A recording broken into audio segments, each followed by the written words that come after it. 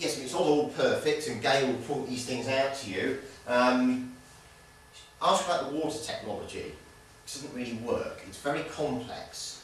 But they wanted to have grey water harvesting, which means that the rainwater that comes off the roof should be able to be used to do things like flushing the loo. And only when that supply was at a certain level would the mains water kick in. They've had a lot of problems with that. I'm sure she'll moan about that to you for ages, but it's quite an interesting issue. And it's very complex, so it's not something a resident can fix if it goes wrong. Yes, there's only solar heating on certain homes. Noise pollution, well, all the walls are wooden, and therefore the noise pollution between each property is very significant. Somebody dragging a chair across a tiled floor makes a lot of noise. No carpets. I like carpets, but not everybody does, but I think I want a house with carpets in, so we're going to allow them as a principle in the tenancy. I think this one is the most important one, number 5, social desirability. When we came in, I heard a lot of people on the minibus, well, chuckling, as I did when I first came here, because they look very different. And, you know, it's the biggest investment that most of us will ever make is buying a property, and the look of it is very important. So do we want to live in somewhere like this? When these were first built, you know, the residents around about called the people who live here the shed people, because they thought they lived in, you know, wooden sheds effectively. So social desirability is extremely critical here. If you were going to see, if this was going to be the future of housing in Britain, you know, would developers run with it? Is it the kind of things people want to buy? And the costs, well, they are costly units to build. The land was given for free by North Devon District Council. So the land cost was offset, but of course the cost of building each unit is between 100 and 130,000, which is quite high when you're looking at properties that are between 2 and 4 bedrooms. So comparatively high cost, but subsidised by the local authority in this instance because it was a case in point. Right, okay. And this is the most critical one, which Rose, the Sustainable Living Coordinator, always talks about. Just because you live in an eco-home doesn't mean to say you live an eco-lifestyle. And this is where the research that I did with Devon Affordable Housing came in, because what they wanted to do was to see what effect this sustainable living programme would have on people's behaviours, their attitudes, their lifestyles. And so, I mean, this was a 3-year project, which the report you've got there is just the final version of 4 that I did. And when residents were first selected to live in these homes, the idea was that they would receive information and education before they actually stepped through the front door. And in fact, they started about 6 months before this process, doing various things. So inviting them to the official opening of the site, getting regular updates, monthly community meetings, all those sorts of things to try and get people engaged in what was going on. And so they had all these different things. Again, I won't read them out, but probably the second one is one of the most critical ones, which is Gail, which is employing an on-site estate officer. A bit like a warden, I suppose. Gail, in fact, does almost all the gardening on the site. The residents don't tend to do the gardening, they don't like it. So Gail does most of that, with the picture of her in the wheelbarrow, of course. But she's somebody that the residents can go to take advice about running these homes. So other little initiatives they had, offering A-rated fridges and freezers for 50 quid when people moved in, which is an incredibly good price for things like that, and so on. So there's just a few things there.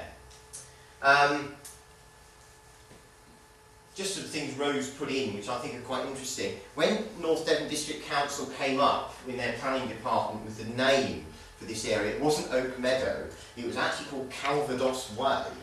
And the residents were horrified that this is what they were going to be living in. So they actually said, well, we want to name our own streets or own estates, so they called it Oak Meadow. So there was a bit of engagement there. And at these community meetings in South Molton, people received information about lots of different things. This one I think was about recycling. You can see they're being given a presentation there, being given some information about how to recycle their waste. when they move into these new homes. Here's the courier's lorry arriving with these new A-rated fridges and freezers going into the houses. So, you know, quite a lot done to enable people to begin to live a slightly different lifestyle. Part of the kind of deal for this was that it would be monitored and evaluated in lots of different ways. As I say, we were involved within this context in doing an evaluation, and these were done on a series of 12-month kind of rollers. Really, Devon Cornwall Housing wanted to do was to learn from Oak Meadow to see if it would work in other places. And this was part of a 3-year DEFRA project. And DEFRA has one particular fund called the Environmental Action Fund. And the Environmental Action Fund does what it says on the tin. It wants to encourage people to take forward new ways of helping the environment. And it gave out, I don't know, it was something like £30 million to various different community organisations, not academics, to try and look at community-based ways of encouraging environmental action. And I was involved as part of that bid from the university side to do this evaluation. But the whole thing, you've got the details there on a leaflet, was called the Sustainable Living Project. And it was the idea that you could encourage residents who lived in properties like this and other local housing association properties to become more environmentally friendly through things like education, information, green living events, particularly linking green living with healthy living, something that's very important for people. Some people are on low incomes who tend to also have a disproportionately large number of health problems as well, and trying to link all of those things together. So 3 years of the Sustainable Living project. Year 1 is focused here in South Molton, looking at the Oak Meadow scheme. Year 2, looking at offering education and information and green living sessions beyond South Molton, but also in all of the housing associations of other areas. And then year 3, trying to engender some form of good practice within the organisation itself, Devon Cornwall Housing. We were involved in all 3 stages. The first stage was more of a quantitative analysis of what was happening in Oak Meadow, looking at people's electricity and water bills, doing questionnaires with them. Stages 2 and 3 was much more about focus group work, and we actually went out and did a series of focus groups which are detailed in the report, and also with staff at their Barnstaple office. And I won't have time to go through the results in any detail here, but they were absolutely fascinating. So, you know, it's worth having a quick look at that report. The Environmental Action Fund, through the Sustainable Living Project, also involved all of these other partners. So it wasn't just, you know, I was a very minor person in the whole bigger scheme of things. There's all these people involved there, all the way from South Molton Recycle, which is like Devon Recycle, North Devon District, Devon Community Recycle and Composting Networks. So a whole range of partners involved in trying to enable people to live more sustainable lifestyles. As I said, this 3-stage evaluation, and really the crucial point here is the key issue, which is that we were looking at very specific groups of people on low incomes.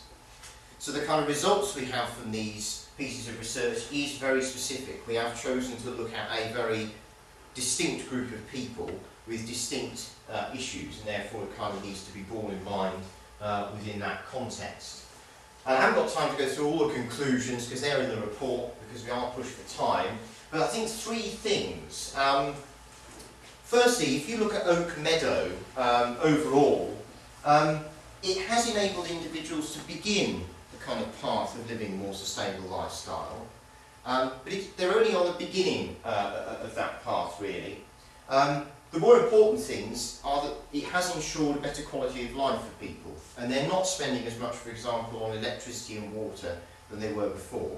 The electricity bills here are so much, significantly lower, not surprisingly.